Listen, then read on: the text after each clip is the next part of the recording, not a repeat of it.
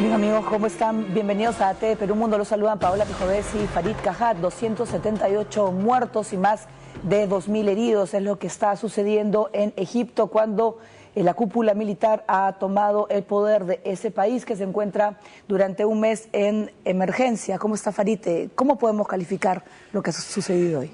Buenas tardes. Bueno, yo califiqué desde un inicio lo que ocurrió como un golpe de Estado, lo que ocurrió el 3 de julio, no como una segunda fase de una revolución popular. Y esto viene a reafirmar lo dicho, ¿no? Lamentablemente, era una masacre que no tenía por qué ocurrir. Sí, pero esto ya no ha sido la primera vez, o sea, sería a la tercera la vencida, la de los militares que han entrado con todo, con toda la violencia posible a los campamentos de los hermanos musulmanes que están a favor de Morsi. ¿Se teme también por la vida del expresidente? Bueno, está resguardado por los militares y no ha sido acusado o no ha sido enjuiciado por ningún cargo, no tendría por qué estar en riesgo su vida, pero en todo caso el tema es que al margen de qué ocurrió específicamente hoy día no había por qué disolver por la fuerza las manifestaciones. De hecho no eran manifestaciones, la acampada. Pudieron haberlas rodeado y esperar a que progresivamente pierdan fuerza, esperar 1 o 2 meses, no pasaba nada. Estas no eran manifestaciones que estaban causando grave daño a la propiedad o cosas por el estilo. Muy bien, nos vamos al tema. En Egipto, la cifra de fallecidos por los enfrentamientos en el desalojo de 2 grandes campamentos en el Cairo, donde se concentraban simpatizantes del depuesto presidente Morsi, aumentó a 278. El régimen militar ha decretado el estado de emergencia.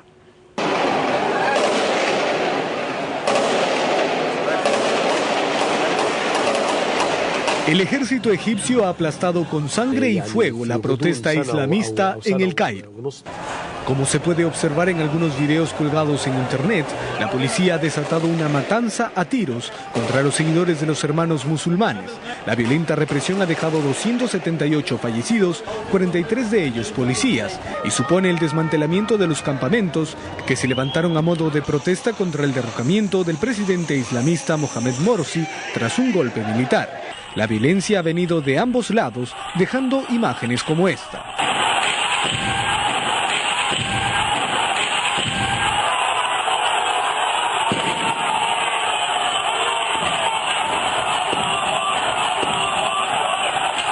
Un carro de la policía fue lanzado por los manifestantes desde lo alto de un puente, con sus tripulantes adentro. Las autoridades del país confirmaron que hay más de 2000 heridos, los cuales han llenado los hospitales de la capital egipcia. Además, se informó que entre los muertos hay 2 periodistas, una reportera egipcia y un camarógrafo británico de Sky News. La caótica situación y el baño de sangre ha generado de inmediato la condena internacional y la renuncia del vicepresidente Mohamed El Baradei. Además, a través de un portavoz, el presidente de transición egipcio, Adli Mansour, decretó el estado de emergencia en todo el país por un mes. Nos oponemos firmemente al retorno de un estado de emergencia y hacemos un llamado al gobierno a respetar los derechos humanos básicos como la libertad de reunión pacífica y el debido proceso. A la restauración del estado de emergencia vigente durante los 30 años que el país estuvo bajo la dictadura de Hosni Mubarak, se suma el toque de queda decretado en más de la mitad de las 27 provincias de Egipto. Por su parte, la Hermandad Musulmana informó que las autoridades también han detenido a varios de sus líderes. La violencia se desató el miércoles por la mañana con el desalojo a la fuerza de los campamentos de los seguidores de Morsi en la plaza de Rabea al-Dawiya y en la de Al-Nada en el Cairo. Los disturbios se extendieron también a otras partes del país, donde fuerzas islamistas llevaron a cabo ataques contra edificios estatales. Bien, mientras en Lima son las 6 de la tarde con 5 minutos, en el Cairo son ya la 1 de la mañana del jueves. Vamos a ir con imágenes en vivo desde el Cairo y están con lo que sería pues la limpieza de estos campamentos donde habían estado en las últimas semanas los simpatizantes del expresidente Morsi. Pero vamos a hablar, estamos hablando de 7 semanas de luego del golpe, muy tensas. ¿Por qué ir con la violencia? Porque los hermanos musulmanes estaban, creo que tranquilos al momento de cuando se inició todo esto. Digamos, había el problema obvio de que no había ningún tipo de acuerdo entre el gobierno interino liderado por las Fuerzas Armadas, claramente, y los hermanos musulmanes, lo cual es comprensible dado que no solo fue derrocado un gobierno elegido por voto popular, sino que sus líderes fueron apresados, y esta no es la primera masacre en donde la gran mayoría de las víctimas son militantes de los hermanos musulmanes. Por eso había quienes decían que, dado que estas acampadas no generaban, digamos, destrucción de propiedad público-privada, no generaban en principio daño tampoco a transeúntes, podía sencillamente rodearse como estaban rodeadas y impedir que entrara nueva gente y esperar, eventualmente se les acabará el agua, la comida y empezarán a salir por propia voluntad. Podía esto durar un par de meses, pero no había necesidad de actuar de esta manera. Sin embargo, el mensaje que parece enviar básicamente el líder militar al-Sisi es que están dispuestos a pagar cualquier precio para reducir a su mínima expresión a los hermanos musulmanes. Ahora, la paradoja es que hoy día CNN mencionaba a William Faulkner cuando decía el pasado no está muerto, de hecho ni siquiera es el pasado. Y luego CNN mostraba las imágenes de la destrucción en 1954, si mal no recuerdo, del local central de los hermanos musulmanes en el Cairo, y su destrucción, o por lo menos incendio recientemente, y cómo en ambos casos había un militar con apoyo popular, hay que decirlo claramente, con apoyo popular, Nasser en aquel entonces, al-Sisi en este momento, que decía que iba a acabar con el problema en poco tiempo. Bueno, eso ocurrió hace unos 60 años, la escena se repite. ¿Qué garantiza de que esto no sea un problema por los próximos 60 años? ¿No? Claro, pero cuando pasa lo de la primavera árabe, asume Morsi, la cúpula militar se ha resistido todo ese tiempo pues, a perder el poder. Estamos hablando que se regresaría al Egipto de Mubarak.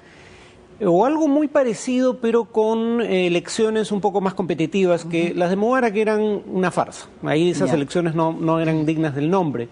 Probablemente sean más competitivas. Yo además creo que al-Sisi tiene intenciones de ser candidato a la presidencia. No, digamos, no podría afirmarlo obviamente contundentemente, pero sus apariciones mediáticas no están dirigidas a sus tropas, aunque hable formalmente ante ellas, están dirigidas a una audiencia mucho mayor. Y reitero, yo creo que él muy probablemente renuncie a las Fuerzas Armadas en los próximos meses para ser candidato, con una gran posibilidad de éxito. Pero lo que surge de esa elección no va a ser una democracia representativa incluyente, va a ser un régimen híbrido como aquellos que hemos visto muchas veces en otras partes del mundo. ¿Está a un paso de una guerra civil, Egipto? No necesariamente. Yo creo que los hermanos musulmanes no van a llamar a la violencia, al menos no a una guerra civil que claramente perderían, pero lo que sí creo probable es que grupos de los hermanos musulmanes, como ocurrió en la década del 80, fines de los 70, principios de los 80, se van a desprender de la organización y probablemente se sumen a grupos yihadistas que ya están actuando militarmente contra el gobierno en la península del Sinaí y tal vez ahora en otras regiones del país. Yo te estaba preguntando por Morsi porque no se sabe, no se ha hablado de él, qué ha pasado con él, está perdón, detenido, ¿no? por la cúpula militar, pero que le pase algo también sería un grave error. Pero digamos, si le pasa algo es porque los militares deciden hacerle daño, por supuesto. No por una acción espontánea de alguien, ¿no? Entonces, yo presumo que eso no va a ocurrir, pero a estas alturas yo ya no sé qué piensa al-Sisi. Algunos de sus aliados, quienes creyeron que esto realmente era un golpe para propiciar una democracia estable y no un regreso al antiguo régimen, ahora se sienten claramente decepcionados y el indicio de eso es que Mohamed al-Baradei, que contribuyó a dar legitimidad internacional al golpe, ahora renuncia dándose cuenta de que esto no es lo que creía y que él no tiene ninguna influencia sobre el curso de los acontecimientos. ¿Y qué papel debe cumplir, por ejemplo, Estados Unidos, la comunidad internacional? Yo presumo que no tienen mucha influencia, pero por lo menos deberían intentar, en la medida de las posibilidades, salvar su imagen, ¿no? No quedar del lado de este tipo de acciones, porque hasta ahora la actitud de Estados Unidos ha sido bastante, digamos, complaciente, y de la Unión Europea ha sido bastante complaciente con este tipo de conductas. Hoy día han condenado esto. Repito, no creo que lo que digan ellos vaya a hacer una gran diferencia, pero por lo menos que no se pongan nuevamente del lado equivocado de la historia. Apoyaron 30 años dictaduras militares en Egipto, espero que no lo vuelvan a hacer a partir de ahora. Muy bien, vamos con otros temas, pero no nos vamos de la región. Israelíes y palestinos han reanudado los diálogos de paz en Jerusalén. Ambos pueblos no tienen muchas esperanzas, pero tampoco se han resignado. En la víspera, los presos palestinos liberados por el